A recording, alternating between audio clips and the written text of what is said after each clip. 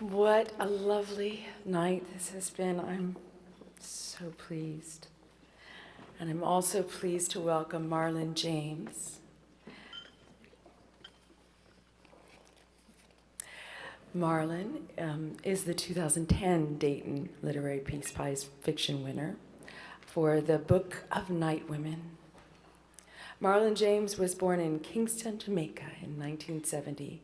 He is the author of the Book of Night Woman, which won the 2010 Dayton Literary Peace Prize Award in Fiction and the Minnesota Book Award, and was a finalist for the 2010 National Book Critics Circle Award in Fiction and the NAACP Image Award. His first novel, John Crow's Devil, was a finalist for a Los Angeles Times Book Prize and the Commonwealth Writers' Prize, and was a New York Times Editor Choice. His latest novel, A Brief History of Seven Killings, was published in October 2014. A review in the New York Times described Mr. James as a prodigious talent who has produced a novel that is epic in every sense of that word, sweeping, mythic, over the top, colossal, and dizzyingly complex. Marlon joins us from Minneapolis to present the 2014 Ambassador Richard C. Holbrooke Distinguished Achievement Award. Please welcome.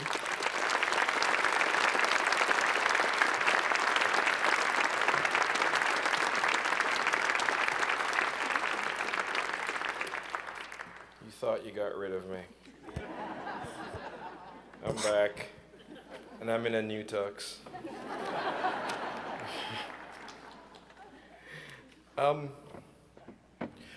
When Ambassador Richard C. Holbrooke returned to Dayton in 2005 to accept the Dayton Peace Prize, he stood here on this stage and challenged Daytonians to celebrate peace annually.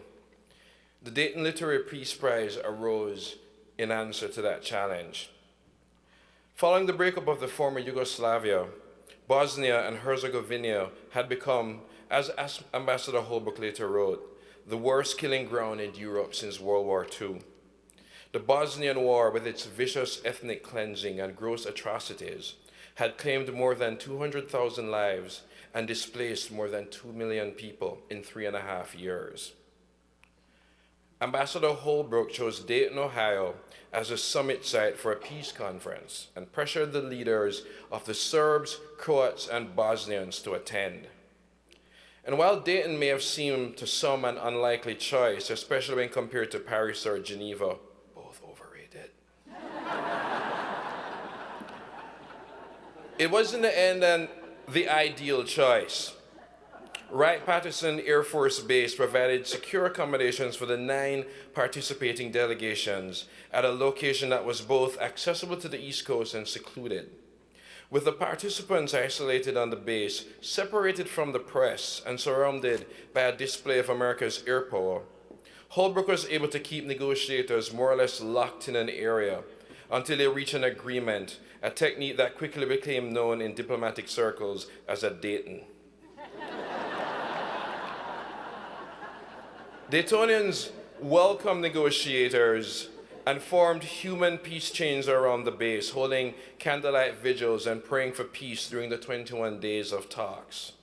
There was a fire in Bosnia and Herzegovina, and it was brought to our neighborhood, recalled Dayton City Commissioner Matt Joseph. We took our garden hoses and tried to put it out. We just acted like neighbors. The resulting Dayton Agreement, or Dayton Peace Accords, ended the Bosnian War and brought new recognition to the modest Ohio city.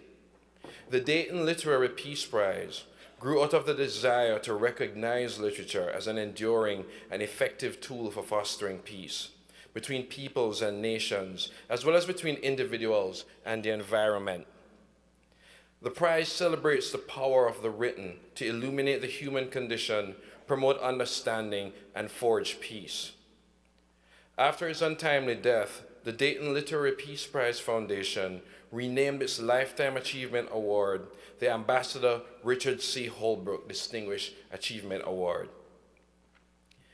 And if there's a running thread in the work of all the writers who have won this award, this Peace Prize, and it certainly is in Louise Erdrich's work, is that there's actually very little peace.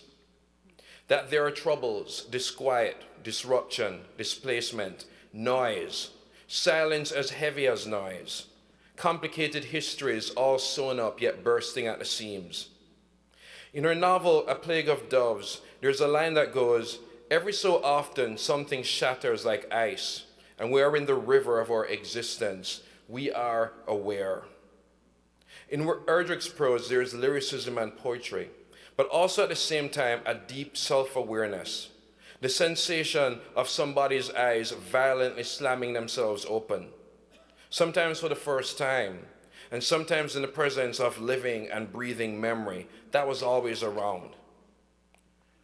But Erdrich is not a peaceful writer because no great writer is ever at peace. Her prose is troubled, her characters occasionally troubling. Some cause violence, some endure it, some transcend it. In prose that is luminous but never sentimental, confrontational but never didactic. But what does this mean, writing for peace, longing for peace, to advance the cause of peace? To be a writer who longs for peace means that you are, in a very real way, longing for your own irrelevance. You write stories where within them is a dream of a world that will no longer need such stories. Nothing is ever easy in her fiction, especially for those who try to look for easy answers. And she's not an answerer, but no great writer is.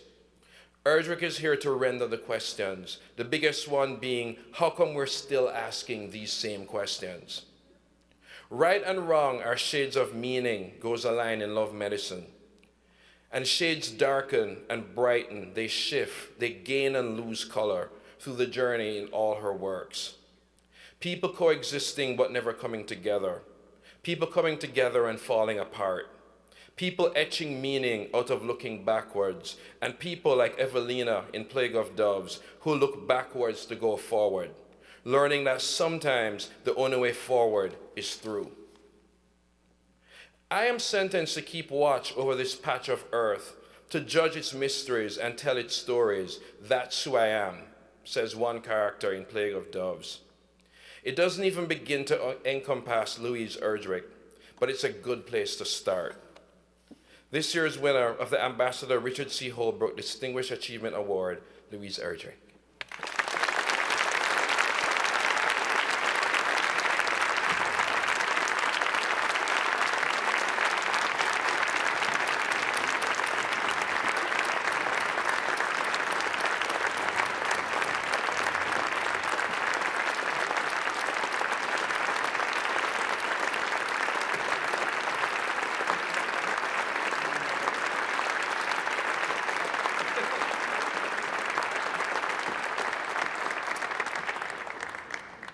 Oh, Marlon, thank you. Thank you, everyone here. To all of you contributors to the Dayton Literary Peace Prize, thank you. Sharon Robb. I don't know, I'll be perfectly frank, I wanted to stay home. And Sharon knew, and Sharon persuaded me to leave my little nest. I'm so glad that I'm here. Mark Harmon, thank you for somehow getting me here. And I'd like to also thank my wonderful transporters, Ted and Deanna Kissel. They sort of beam me out of my daily life into this mysterious galaxy where books, ideas, writers, and readers are deeply valued. So Dayton book people, I've always wanted to speak on the subject I'm not really going to speak about peace in this world. I'm going to speak about peace in the next world. But to start with, I just want to also say to the other writers that it's been a privilege to be among you. I had no idea that everybody would be so friendly, so funny, so engaging, and in some cases, so outrageous. The way I see it, the award is really given to me for some form of insane persistence that I have. My world has been quite narrow in many ways. I've been the single mother of daughters, and I live in a world where I let things pretty much, I kept my babies close, let the rest of the world go to hell. As long as we were all right, I muddled along. But then I opened a small bookstore, small independent bookstore called Birch Bark Books in Minneapolis. We took over a dentist's office that had been advertised as painless, and it never had any patients at all. It was empty. We took it over. My family and I, my sisters and my daughters. And we thought it would be a great family project. In the year 2000, we did this. And boy, were we naive. I was naive. People still look at us when we say we own a small bookstore, and they narrow their eyes as though, are you all right? Well, I envisioned a bookstore where we could engage the Native community, a substantial community in Minneapolis, and also appeal to all our book-loving neighbors all through the state, and now through our website, through the world. But what I didn't foresee was that this bookstore would change me. It taught me so much about people, the way a small business always does, but I also began to see the world through the lens of this bookstore. And I saw the tectonic shift in publishing. And I saw the dismal use of large online retailers, Amazon in particular, and their use of the book as a loss leader item. I began to think, we've talked about fundamentalism here, but we haven't said fundamentalist capitalism and what it is doing. But this is one thing it is doing. It is devaluing ideas. Books as loss leaders, ideas as loss leaders.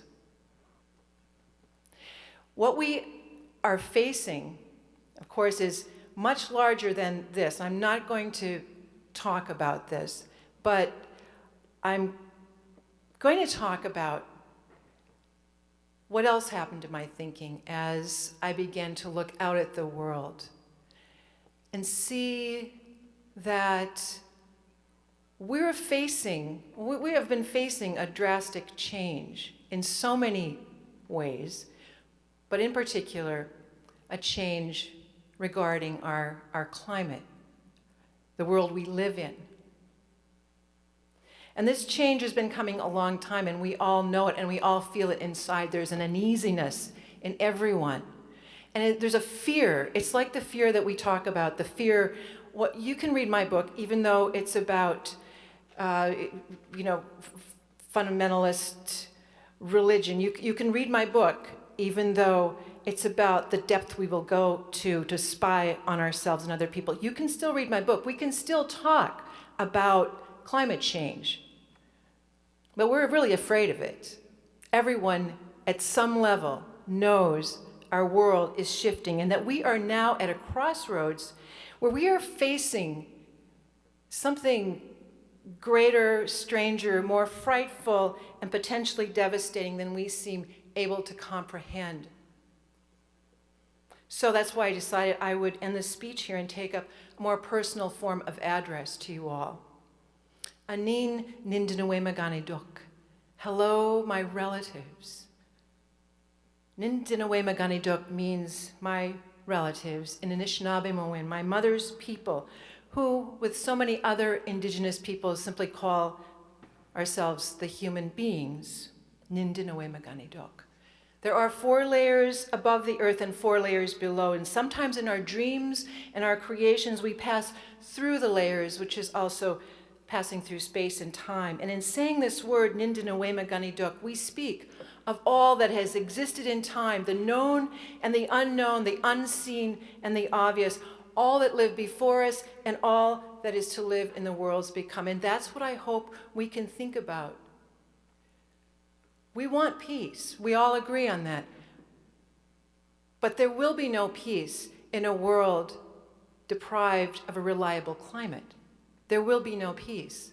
The sectarian hatreds that we see now will be nothing to the wars of scarcity in which those hatreds are totally unleashed. Let us try to truly understand ourselves as relatives to all that comprises our world, and spread this among the circles of our people and everyone we know, because we have to realize that as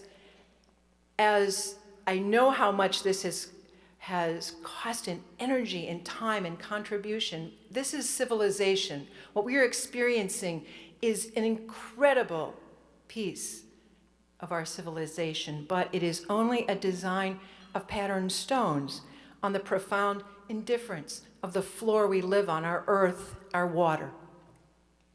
During a solar eclipse in the year 1888, a Paiute holy man named Wovoka had a dream of consolation.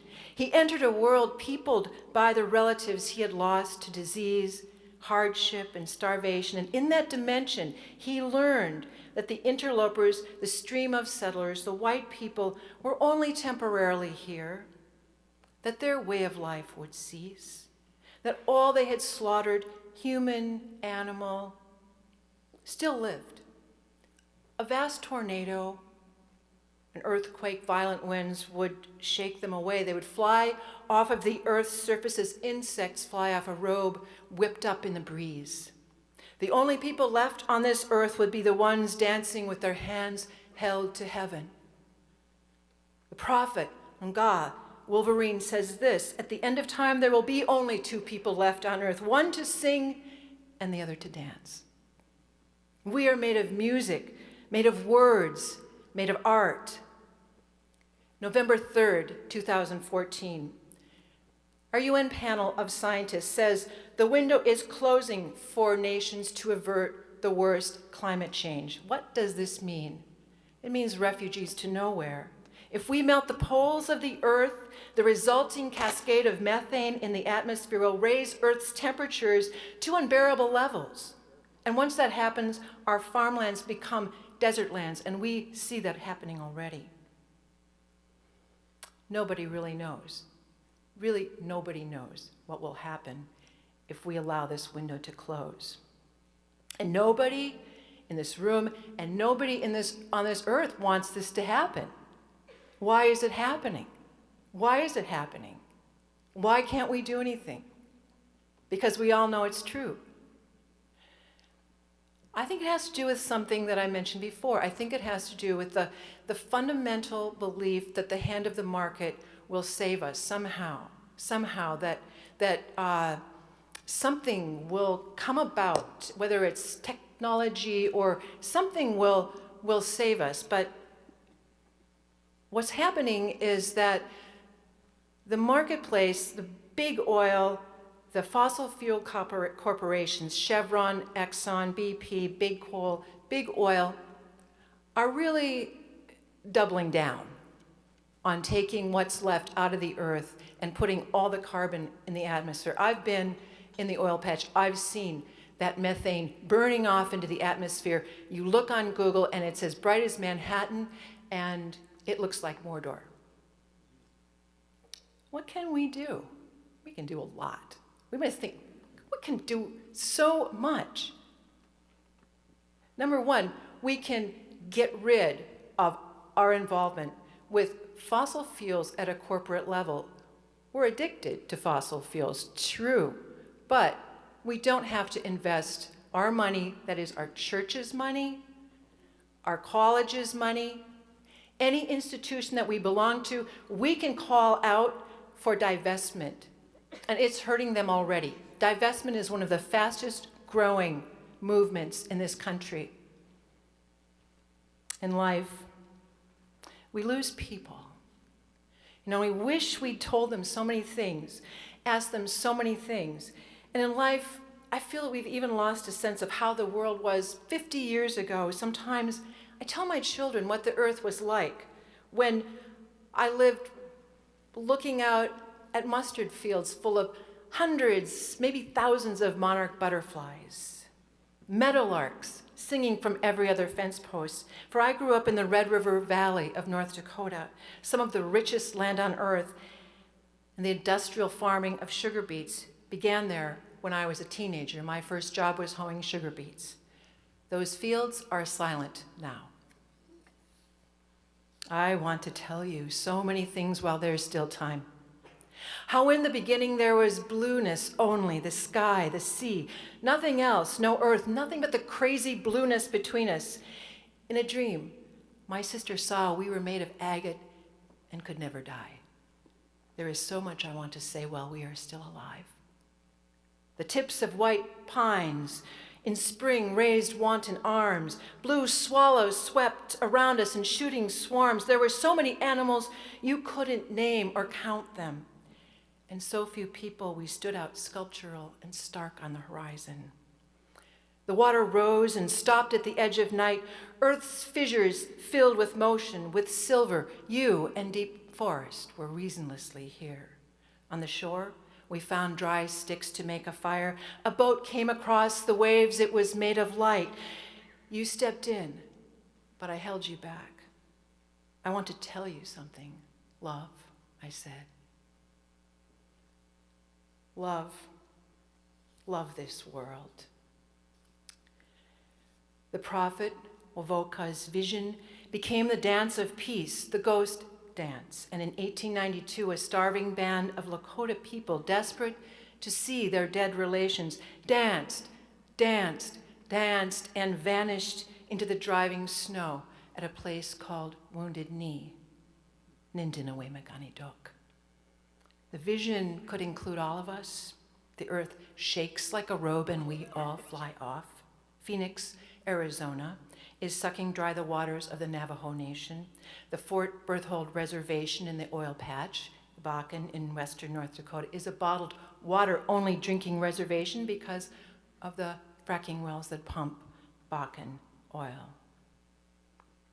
The Bakken.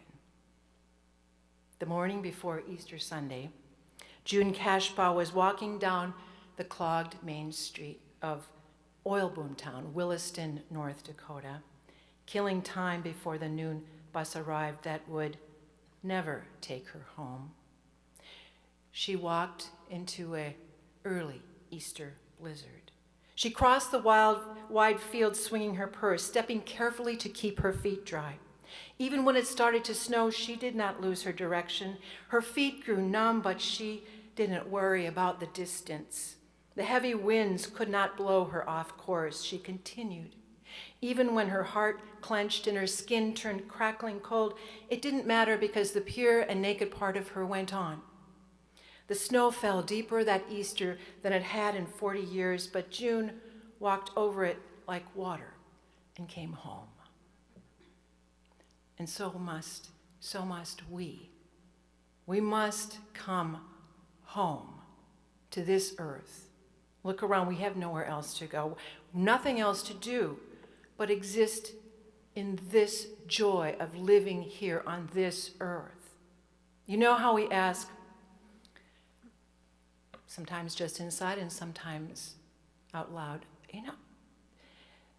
those Germans and Poles and Austrians during the Holocaust, ordinary people who let the Holocaust happen, how could they not have done something? We are those people.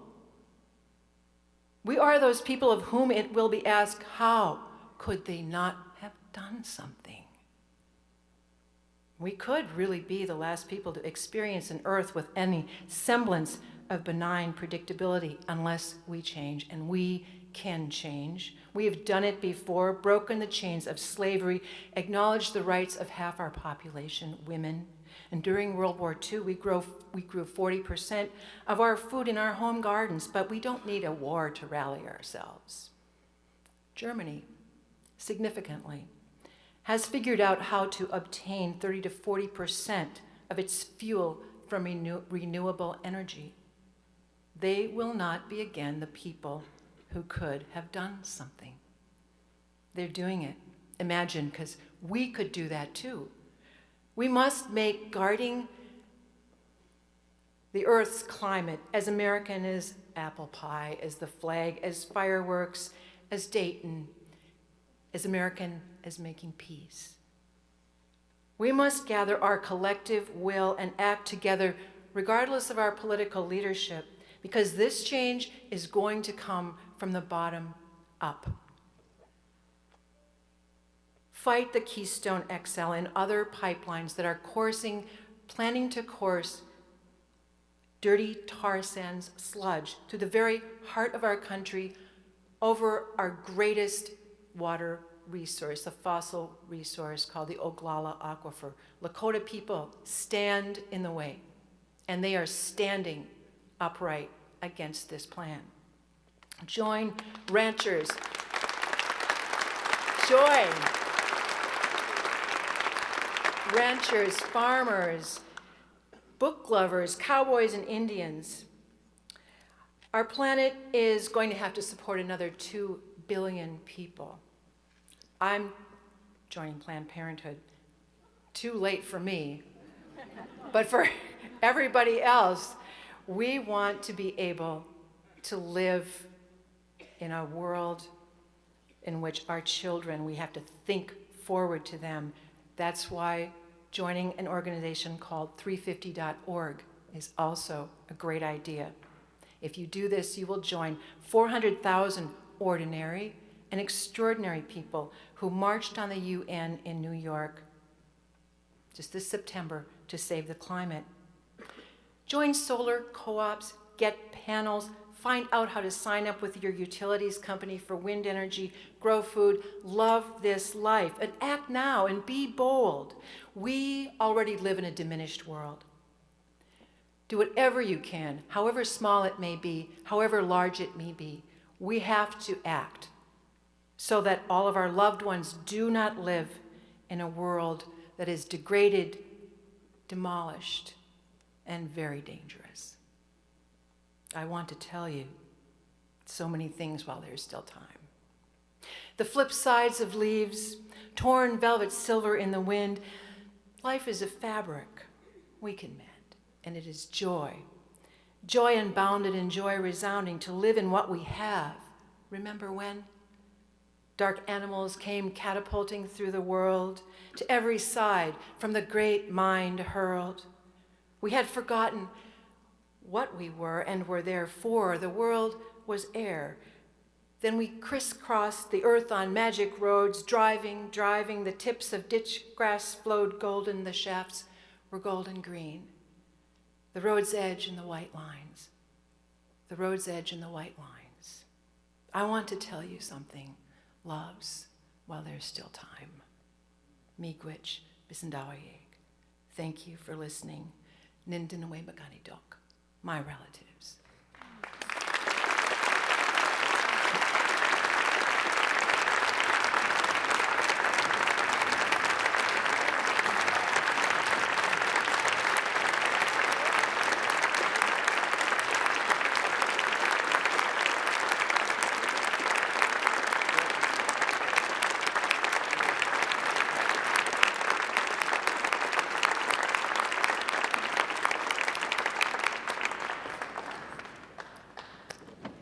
Kuyana, Kuyana, Kuyana. Sajue giske salul nega unki de lamun.